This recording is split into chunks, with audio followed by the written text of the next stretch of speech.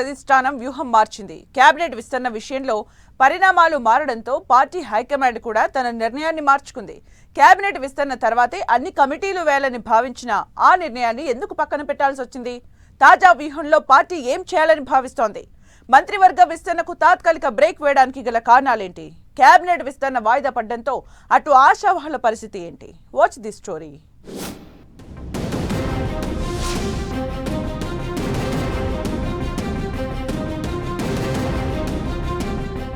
తెలంగాణ కాంగ్రెస్ లో పార్టీ అధిష్టానం తీసుకున్న తాజా నిర్ణయం హాట్ టాపిక్ గా మారింది.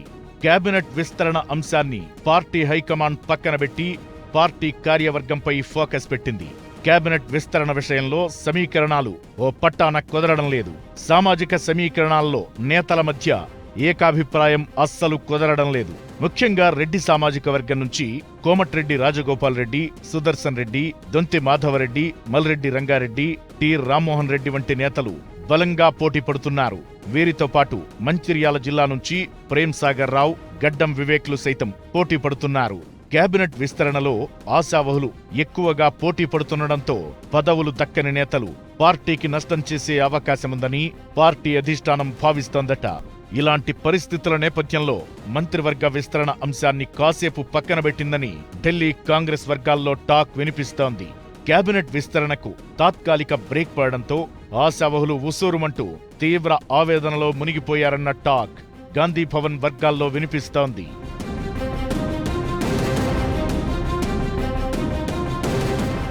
కేబినెట్ విస్తరణ అంశాన్ని పక్కకు పెట్టిన అధిష్టానం తాజాగా పార్టీ కార్యవర్గంపై ఫోకస్ పెట్టింది. కార్యవర్గానికి సంబంధించి కమిటీల నియామకంపై దృష్టి పెట్టింది.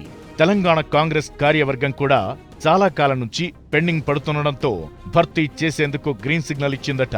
అయితే ఇప్పుడు పార్టీకి సంబంధించి దేశవ్యాప్తంగా ఒకే విధానాన్ని ఇంప్లిమెంట్ చేయాలని నిర్ణయించింది.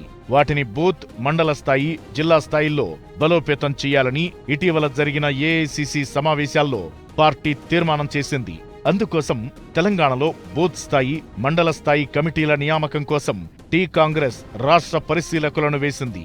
మరో వారం 10 రోజుల్లో ఈ కమిటీలను భర్తీ చేయాలని ఆదేశించింది. పార్టీ అధిష్టానం కార్యవర్గంపై ఫుల్ ఫోకస్ పెట్టడంతో వాటిలో స్థానం సంపాదించేందుకు నేతలు గాంధీ భవన్ కు క్యూ కడుతున్నారట.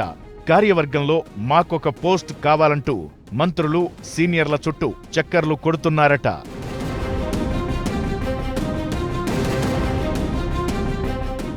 ఒకవైపు గ్రౌండ్ స్థాయిలో కమిటీల నియామకం చేపడుతూనే మరోవైపు రాష్ట్ర స్థాయి కమిటీల విషయంలో కూడా పార్టీ అధిష్టానం ఫోకస్ పెట్టింది.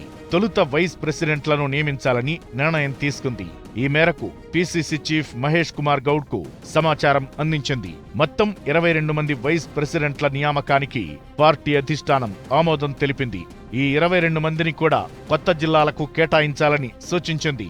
మే 10లోగా వైస్ ప్రెసిడెంట్ల పోస్టులను భర్తీ చేయాలని టీపీసీసీకి ఆదేశాలు జారీ చేసింది. ఇక మిగతా కమిటీలకు సంబంధించి కూడా మే నెలాఖరులోపు భర్తీ చేయాలని ఆదేశాలిచ్చిందట. రాష్ట్ర స్థాయి కమిటీలను జూన్ మొదటి వారంలోపు నియమించి లోకల్ బాడీ ఎన్నికలకు వెళ్లాలని పార్టీ హైకమాండ్ ఆలోచన చేస్తోందని గాంధీభవన్ వర్గాల్లో వినిపిస్తున్న మాట.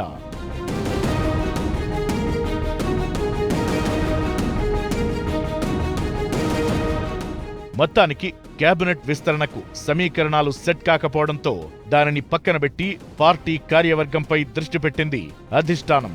పార్టీ పదవులను భర్తీ చేసి లోకల్ బాడీ ఎన్నికలకు వెళ్లాలనే ఆలోచన చేస్తోంది. కాంగ్రెస్ హైకమాండ్ చేస్తున్న ఈ ఆలోచన ఏ మేరకు వర్కౌట్ అవుతుందనేది చూడాల్సి ఉంది.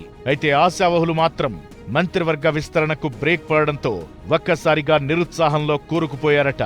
ఇప్పటికే కేబినెట్ విస్తరణ అనేకసార్లు వాయిదా పడిందని, ఇప్పుడు మరోసారి వాయిదా పడడంతో మళ్లీ ఎప్పుడుంటుందో అని ఆశావహులంతా తెగ టెన్షన్ పడుతున్నారట.